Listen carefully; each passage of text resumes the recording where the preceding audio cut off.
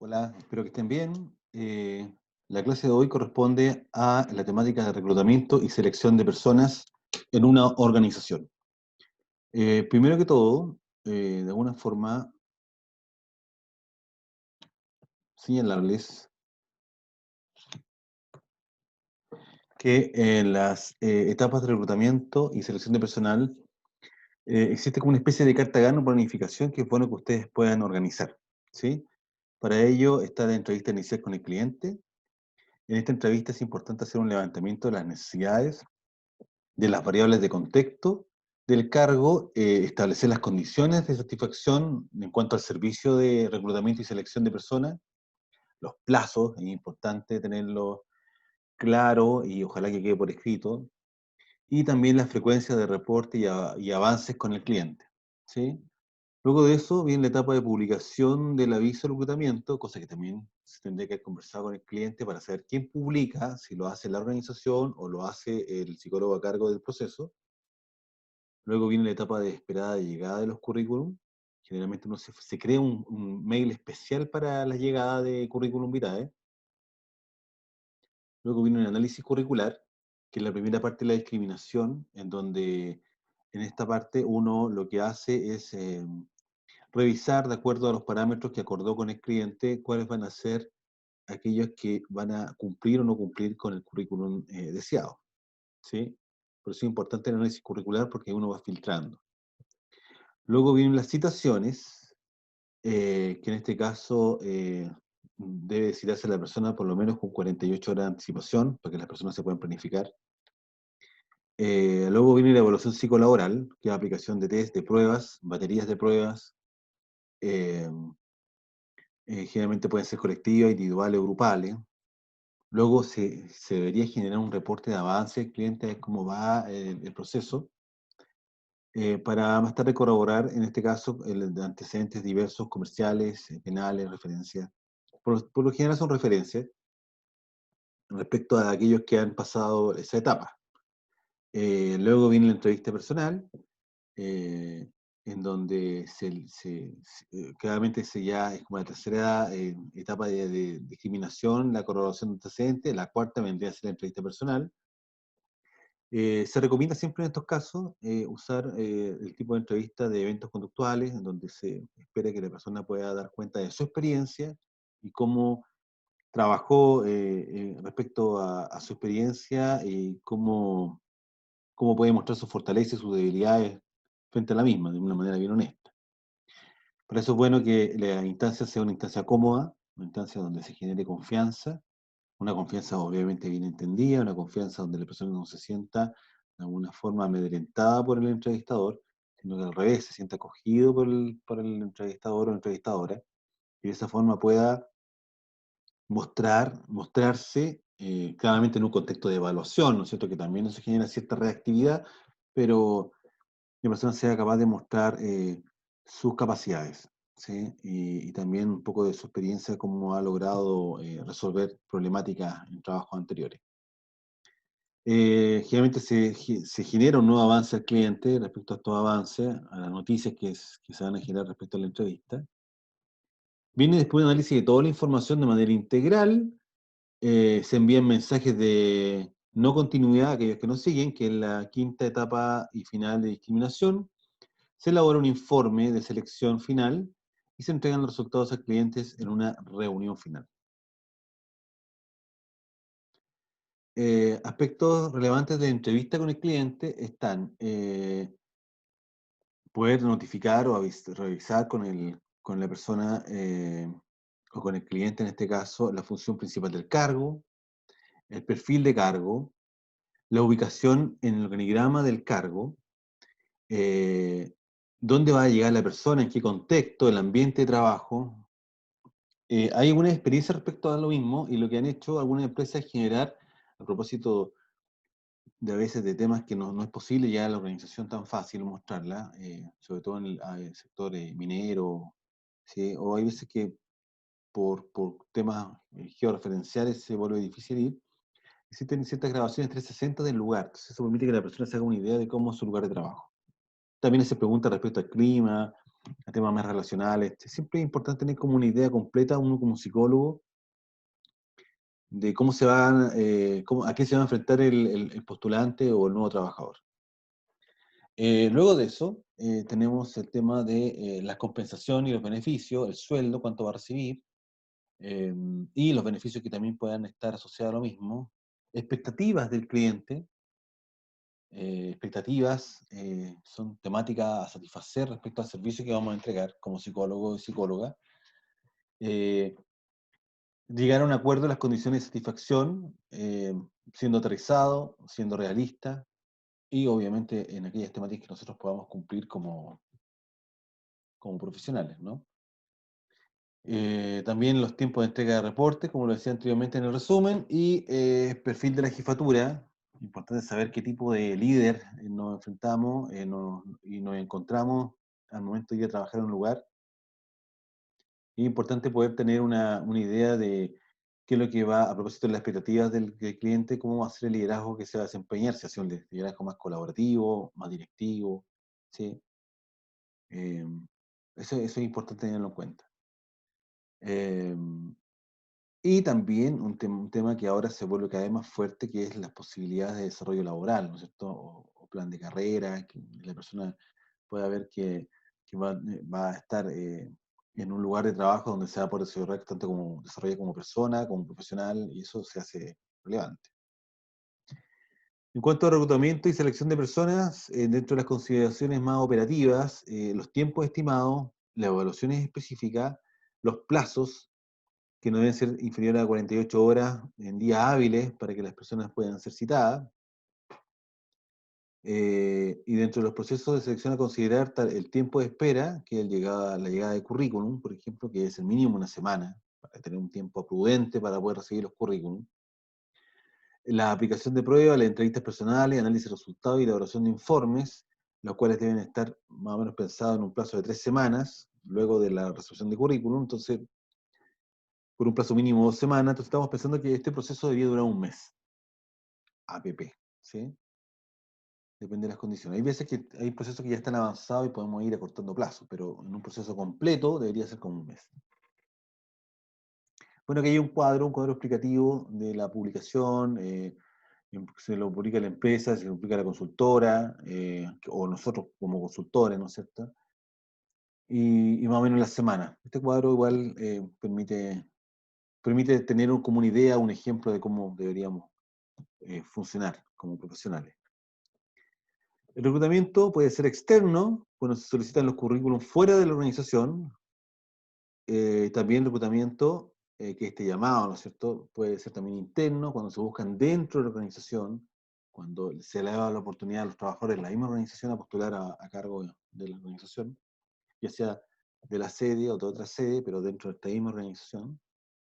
Y también mixto, donde se usan ambas fuentes, donde se puede citar a externos e internos, y para eso tenemos que tener un plan de selección adecuado, ¿sí? Porque claramente si vamos a preguntar cosas a personas que vienen fuera de la organización, los que están dentro pueden tener cierta ventaja. Entonces hay que hacer una planificación del proceso que sea justa para aquellos que vienen de fuera de la organización y aquellos que vienen dentro de la organización. Algunos temas también de la razón de selección que existen en este punto, eh, y que hay que tener ciertas ideas respecto a cuántos currículum recibir, ¿no es cierto? Y el mínimo, si es una evaluación colectiva, ¿no es cierto?, a entregar. Eh, por lo general se calcula así, como el número a entregar final, por ejemplo, si es una terna, una quina de currículum, para que pueda tomar la decisión la gerencia, se multiplica por 20. Esa es la cantidad de currículum que nosotros deberíamos esperar recibir para poder hacer una buena selección, o una selección con algún espectro y manga de manejo al momento de poder filtrar, ¿no es cierto?, y hacer eh, una, una revisión y un reclutamiento adecuado. Si son colectivas, es el número a entregar multiplicado por 5. Y siempre hay que tener claro que presencia de los postulantes, en este caso a citación, el promedio de todos los que uno, digamos, cita, llegan a APP el 70% a esta instancia. ¿Sí? Y bueno tener estos datos porque así genera como una idea de cuántos currículums yo debería revisar para poder alcanzar, en este caso, un N adecuado o un proceso adecuado, más justo. Dentro de la selección de personal, es importante entender cuál es la disponibilidad del mercado, ¿sí? En cuanto a eso, ver la alta y las mejores opciones para poder encontrar a la persona más idónea y el llamado a concurso público, en este caso hay que ver cuáles son los medios más adecuados. Y eso, los medios, va a depender del cargo y va a depender también del contexto que estemos viviendo también al momento de generar este proceso. También el headhunting puede ser una opción, sobre todo para los cargos de gerencia, los cargos más directivos, en donde se busca una persona que cumpla con el perfil y se le invita a participar del proceso, ¿no es cierto? Que ojalá que esté trabajando en un mismo, en algo similar, digamos, ¿sí? Esa es como la idea del headhunting. La acción de reclutar es un proceso que debe ser permanente en la organización, ¿sí? Por eso hay que estar recibiendo currículum mitad espontáneo. Muchas organizaciones tienen páginas web que están constantemente recibiendo, trabaja con nosotros, dicen muchas veces, están recibiendo currículum.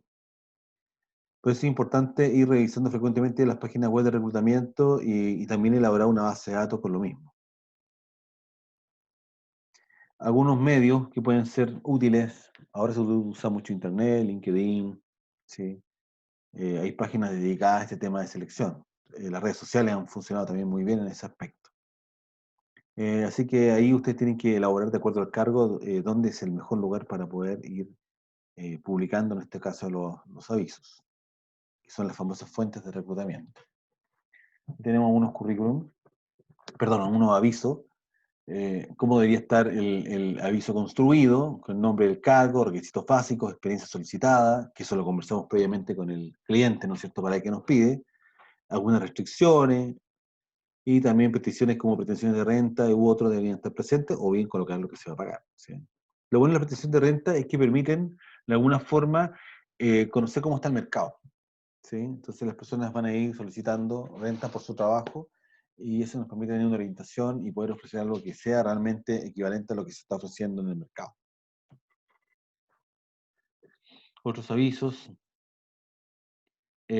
Aspectos que hay que analizar en un currículum vitae. Es importante, por ejemplo, la organización de la información, la forma en que están ordenados los datos, hay que ver si hay sospechas de datos alterados, investigar y corroborar la información, para que para que no estén falseando los datos algunos postulantes, obviamente que han eliminado automáticamente el proceso si lo hacen, evitar los currículums que son muy dilatados, muy extensos. Los currículums por lo general deben tener no más de 3 páginas, ¿sí? Un currículum para una primera instancia. Ahora, a lo mejor uno podría pedir un currículum más detallado después que ha tenido cierto acercamiento con el postulante, y claro, ahí podría ser un currículum con muchas más hojas, pero en un currículum de primera instancia debería ser no más de 3 páginas. Y se debe observar muy bien la ortografía, la redacción, la limpieza del mismo, ¿sí? Ahora va a depender claramente del cargo. Hay cargos donde hay un nivel educacional menor, y claramente uno podría ver esto y tratar de tener cierto criterio al momento de revisar. Un ejemplo de currículum más nuevo, ¿no es cierto?, que permite tener como una idea se puede organizar la información de distintas formas, ¿sí? Bueno, algunos datos: nombre, fecha de nacimiento, cédula de identidad, nacionalidad, situación militar, licencia de conducir si la tiene, datos educacionales, siempre desde lo más reciente hasta lo más antiguo. Siempre se pone arriba, siempre lo principal es que arriba, en la primera información que uno va encontrando, es la información más reciente a la más antigua. Así debería estar organizada la información. Sobre todo si ustedes tienen que hacer capacitaciones en cuanto a construcción de currículum, debería estar organizada de esta forma. Lo mismo los antecedentes laborales. Y los antecedentes laborales deberían estar relacionados también con el cargo al cual se está postulando, y no poner toda la experiencia laboral, sino que deberían ser los 3 o 4 cargos más importantes que uno ha tenido durante su vida laboral. Eso también es un dato relevante. Situación del postulante: la preferencia es que sean como mínimo 2 días, se debe dar claramente la fecha, la dirección indicar el tiempo del que debe disponer para la aplicación. Hay veces que es todo un día la aplicación, y por lo tanto las personas tienen que organizarse y deben tener el derecho de estar en conocimiento del tiempo que van a demorar en ese tema.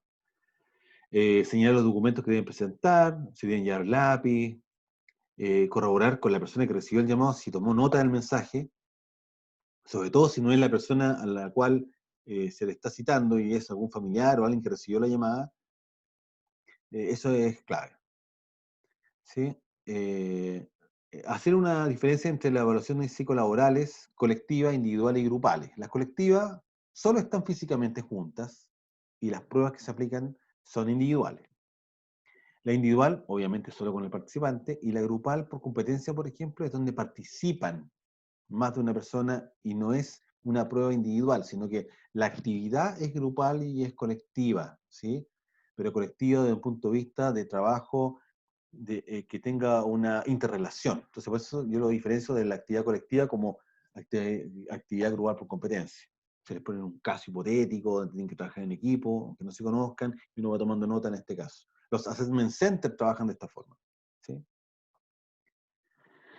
Bueno, a propósito de Assessment Center, bueno, esa es una de las evaluaciones que se hace, el role-playing, resolución de situaciones simuladas. En realidad esto es muy entretenido trabajar y también se ve cómo las personas interactúan con la reactividad que corresponde a una evaluación, pero interactúan con sus competencias innatas, aprendidas, desarrolladas. Pero es distinto cuando a uno le cuentan lo que puede hacer la persona o qué es lo que haría cuando uno lo vivencia y ve cómo se comporta y cómo lo hace en la realidad en un ejemplo, en un trabajo simulado, por ejemplo. Eh, Algunas evaluaciones que se deben tomar de la conducta de las personas, el mantenimiento de la concentración, el manejo de la ansiedad, es importante, al momento de resolver un problema, obvio, es importante el manejo de la ansiedad para poder tener cierta calma y claridad en el trabajo. Honestidad, transparencia al contestar el proceso, que se pueda adecuar a los tiempos, que exista una actitud de voluntad de participar, de trabajar. Eh, las preguntas deben ser obviamente formales, ¿no es cierto? Y también la forma que ellos pregunten debe ser también formal, ¿sí? Durante la presentación, porque es una instancia formal. Los test psicológicos que podemos aplicar como psicólogos están los test de capacidad intelectual, los test de habilidades específicas y los test de personalidad, ¿sí? En la entrevista psicolaborales hay un tema o varios temas que son importantes de considerar, como por ejemplo la escucha activa, hay que prestar atención completo al mensaje, la actitud, las intenciones, prestar atención a la puntualidad, que es importante, atender a las conductas no verbales en el proceso, observar el inicio del diálogo, si es que se generan charlas forzadas o la persona genera charlas forzadas, y hacer referencia al lugar, en este caso, o hacer referencia a cosas fuera del lugar, también hay que tener ojo en eso porque puede ser parte de los nervios, pero hay que aplicar criterios, hay que revisarlo. ¿Por qué razón? Porque puede ser una actividad que se vaya a repetir en el tiempo y eso lo puede hacer mucho más complejo al momento de después trabajar con la persona. Eh, Observar si hace interrupciones al diálogo, prestar atención a la aceptación de instrucciones, ¿no es cierto? Y es conveniente chequear si se informó sobre la organización. Una persona que va a una entrevista debería haber mirado al menos la página web y saber lo que hace la organización. Ojalá haber mirado la misión y visión y tener una idea hacia dónde va. Eso habla mucho del interés de la persona. Eh, ya dentro de la entrevista, la estructura del relato, si sigue un orden lógico y claro, habla de una persona más ordenada, ¿no es cierto? Una persona que puede ser más organizada, también que habla también de la experiencia en cuanto al tema laboral, consecuencias, contradicciones en lo planteado, claridad de la expresión, emociones expresadas o reprimidas, transparencia, espontaneidad, locuacidad, y si responde a lo consultado de lo que se desea o que lo que se espera que responda, o responde y tiende de alguna forma, eh, a no dar respuesta librando con alguna experiencia o algún otro tema, ¿sí? Si pasa así, hay que volver y preguntar, porque a lo mejor la persona trata de evitar eso porque no tiene experiencia o no conoce lo que se está hablando, y eso hay que tenerlo claro al momento de que se establece en el currículum. Aspectos no verbales, esto puede ser a veces controversial, pero es como dato es importante, por ejemplo, el tema del manejo de la ansiedad, la postura de las manos, movimiento de la cabeza, la mirada, si le esquivo o no, y la supuración de las manos, mejillas sonrojadas, respiración entrecortada, esas son cosas que son datos que es importante evaluar y a veces contrapreguntar si está muy nervioso, muy nerviosa, y generar la instancia como para que se calme, ¿no es cierto? Y conocer un poco cómo funciona, porque además la persona se va a ver enfrentada probablemente a situaciones muy complejas en el trabajo y necesitamos que tenga la capacidad para poder enfrentar esos temas. Es bueno, entonces, como aspectos prácticos, establecer un clima de confianza, motivar al entrevistado, enfatizar la confidencialidad de la información, realizar situaciones con anticipación, considerar entre 30 y 45 minutos para la entrevista, asegurarse que el lugar sea privado, tranquilo, sin ruido molesto. Es bueno, si uno va a contratar una oficina, ir en la hora en donde se va a hacer la entrevista, días previos, ¿no es cierto? Y saber cómo funciona eso, si que hay un ruido o no, ruidos molestos. Eso es importante para la comodidad del proceso, ¿sí? Preparar el cuestionario con anticipación, en base si es por competencia, de acuerdo a lo conversado con el cliente, y tener todo el material que necesitamos para poder hacer la pregunta, cuaderno de notas, currículum, perfil de cargo y otras cosas más, ¿sí? Tema a considerar en la entrevista tradicional, en este caso, existe la entrevista tradicional, entrevista por competencia, historia laboral, aspectos personales que marquen el contexto general, intereses personales, expectativas y otras cosas que tengan que ver puntualmente con el cargo.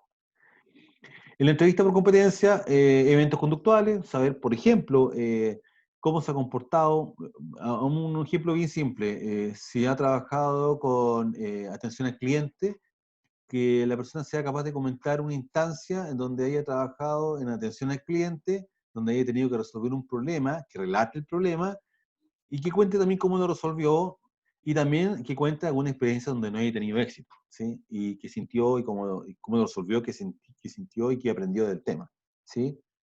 La situación, lo involucrado, el pensamiento, sentimientos, motivos, conducta del entrevistado y el resultado que obtuvo. Son temas que son bien importantes porque nos dan cuenta de, a diferencia del tradicional, nos da cuenta de cómo la persona va a ejecutar el trabajo. ¿Por qué razón? Porque habla de un repertorio conductual.